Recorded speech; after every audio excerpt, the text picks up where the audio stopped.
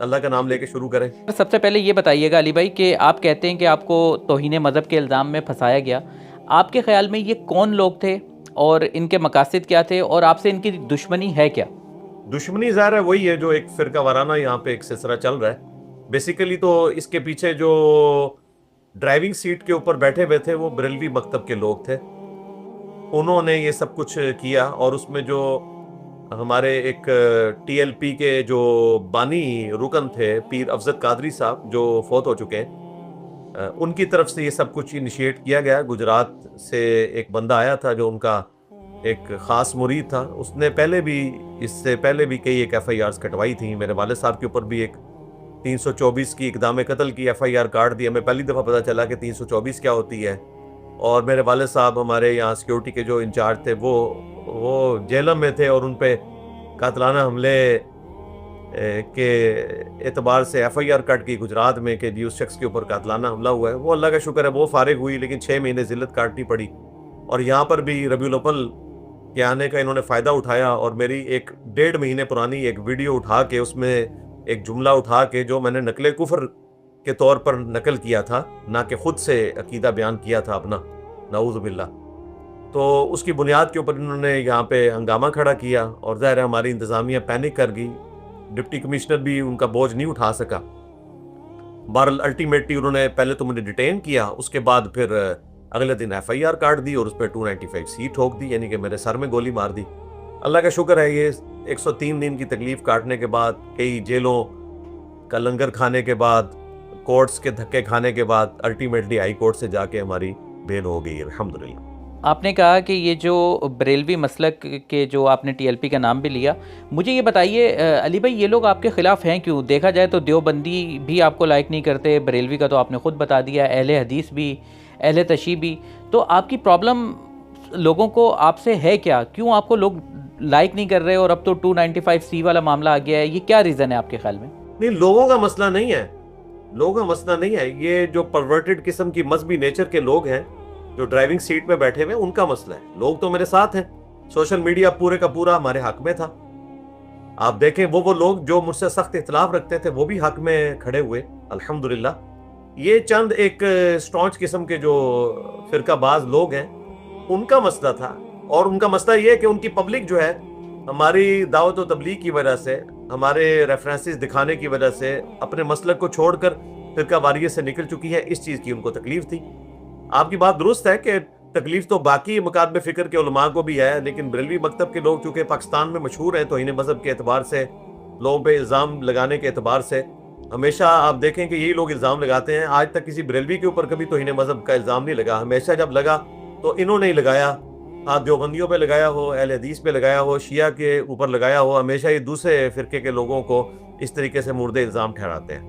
علی بھائی اسلامی نظریاتی کونسل کا بھی ایک فیصلہ آیا آپ کے خلاف، ٹھیک ہے، انہوں نے بھی اس کو انڈورس کیا ہے کہ آپ نے جو ہے وہ واقعی کوئی ایسے الفاظ ادا کیے جس سے توہین ہوئی ہے. یہ لوگ بھی آپ کے خلاف بول رہے ہیں؟ دیکھیں جی، جو اسلامی نظر آتی کونسل ہے اس کے اندر آلموسٹ 10 کے قریب بریلوی علماء بیٹھے ہوئے ہیں اور آلموسٹ کوئی 4 کے قریب دیوبندی ہوں گے، کچھ اہل تشیع ہیں اور اکا دکا اہل حدیث بھی ہیں. اور وہ سارے وہ لوگ ہیں جو کہ ظاہر ہے ایک نوازے ہوئے ہیں اس اعتبار سے کہ انہوں نے ایک سرکاری ادارے کے اندر جاب اختیار کی ہوئی ہے، اس کے بینیفٹس لے رہے ہیں. تو اس میں جو ڈرائیونگ سیٹ کے اوپر تھے راغب نعیمی صاحب، حالانکہ وہ ایک شریف النفس انسان ہے، لیکن بہرحال وہ ایک دوسرے صاحب جو تھے جو آج کل فیلڈ مارشل صاحب کو جھوٹے دلاسے دے رہے ہیں کہ جی 30 لاکھ مدارس کے سٹوڈنٹس جو ہیں وہ میں اکٹھے کر لوں گا آپ کی حمایت کے اندر، یعنی کہ طاہر اشرفی صاحب، وہ اس میں پھونک ڈالنے والے تھے، اس پورے مسئلے میں فیول ایڈ کرنے والے تھے. انہوں نے یہ سب کچھ کر کے تو ایک اس طرح کا فتویٰ نکالا. حالانکہ ہمارے پاس جو ذرائع کی رپورٹ ہے اس میں 17 علماء نے مخالفت کی تھی، صرف 3 بندے تھے جو یہ فتوے کے حق میں تھے، لیکن وہ 3 جو ہیں وہ 17 کے اوپر غالب آئے اور یہ فتویٰ نکالا. اور دیکھیں اس فتوے میں خود کنٹراڈکٹری سٹیٹمنٹس موجود ہیں. انہوں نے خود مانا ہے کہ اگر کوئی شخص تعلیم کے لیے نقل کفر کرے تو اس کے اوپر توہین نہیں لگتی، اور پھر ساتھ یہ بھی کہہ رہے ہیں کہ انجینئر تعلیم کے لیے نہیں کر رہا. تو بھائی انجینئر اور کیا کر رہا تھا؟ انجینئر یہ بتا رہا تھا کہ اسلام میں اتنی ٹالرنس موجود ہے کہ کرسچنز جن کا عقیدہ یہ ہے کہ وہ آخری پیغمبر سیدنا یحییٰ بن زکریا علیہ السلام کو مانتے ہیں، جیزس کرائسٹ کو تو وہ خدا مانتے ہیں نا، انہیں تو پیغمبر نہیں مانتے.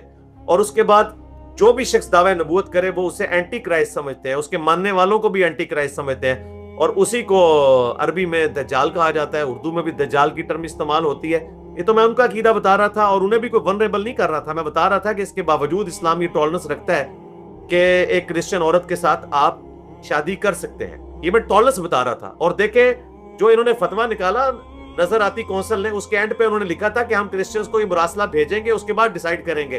ڈیسائیڈ انہوں نے بعد میں کرنا تھا، فتویٰ پہلے نکال دیا. آج تک آلموسٹ 5واں مہینہ شروع ہو چکا ہے، کسی کرسچن کی طرف سے، ان کے آفیشل کسی بھی بشپ کی طرف سے یا چرچ کی طرف سے میرے خلاف کوئی فتویٰ نہیں نکلا کہ اس نے ہمیں ورنیبل کیا یا اس نے ہمارا جو عقیدہ بیان کیا وہ غلط عقیدہ تھا.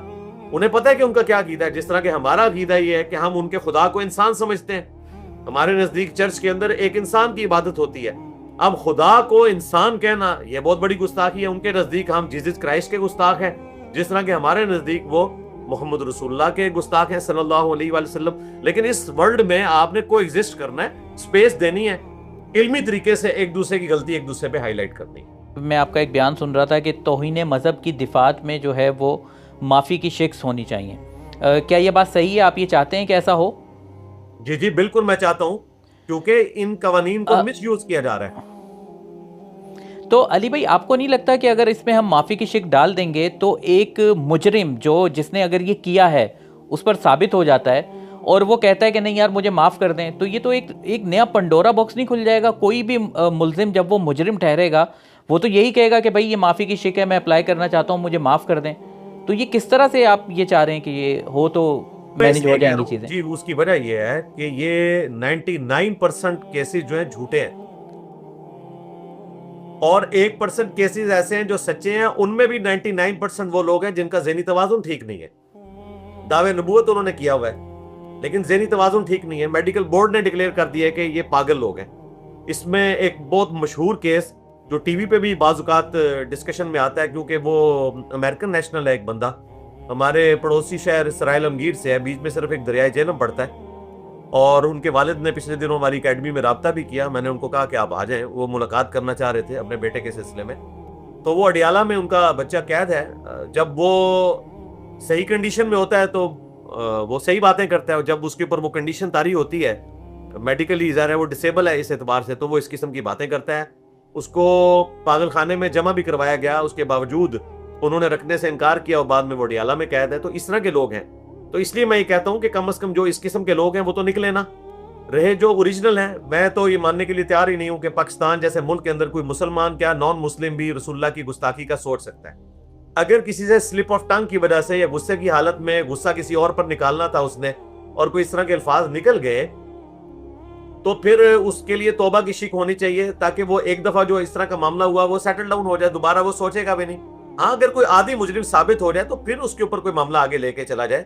میں آپ کو ایک نمائندہ مثال بتاتا ہوں. ایک دیوبندی مکتب سے تعلق رکھنے والے شخص کا اپنے رشتہ داروں کے ساتھ جھگڑا تھا، کسی زمین کا تنازع تھا. تو اس میں انہوں نے اس کو اس طرح ایکسپلائٹ کیا کہ انہوں نے کہا کہ یار تمہیں اللہ رسول کا واسطہ دیتے ہیں کہ آپ جو ہے نا وہ ہماری بات مان جاؤ. حالانکہ اس بیچارے کے ساتھ وہ ظلم کر رہے تھے، تو وہ غصے میں آیا. اس نے کہا یار اللہ رسول کو بیچ میں کیوں لے آئے ہو، تم زیادتی کر رہے ہو میرے ساتھ، میں اللہ رسول کو نہیں مانتا. یہ اس نے جملہ بول دیا. بیسیکلی وہ کہہ رہا تھا کہ میں اللہ رسول کے جو واسطے دے رہا ہوں میں ان واسطوں کو نہیں مانتا، مجھ سے قانونی بات کرو. انہوں نے اس کا جملہ پکڑ لیا. آج 2.5 سال ہو گئے وہ اندر ہے، اس کی ضمانت بھی نہیں ہوئی. اب اس طرح کے جو جذباتی جملے بعض اوقات کسی کے منہ سے نکل جاتے ہیں تو اس کی گستاخی کی تو نیت ہی نہیں ہوتی ہے. اور خود فقہ حنفی جو دیوبند اور بریلوی ہیں وہ مانتے ہیں کہ اگر کسی شخص کے جملے میں 99 مطلب کفر کے نکلتے ہوں اور ایک اسلام کا، تو مفتی پہ واجب ہے کہ وہ اسلام کا حکم لگائے گا. اور یہاں پہ تو 100% ہی کیسز آپ سمجھ لیں، اگر دقت نظر سے دیکھا جائے تو کسی نے جان بوجھ کے گستاخی نہیں کی ہوتی. منظریہ اس کا وہ یہ نہیں ہوتا.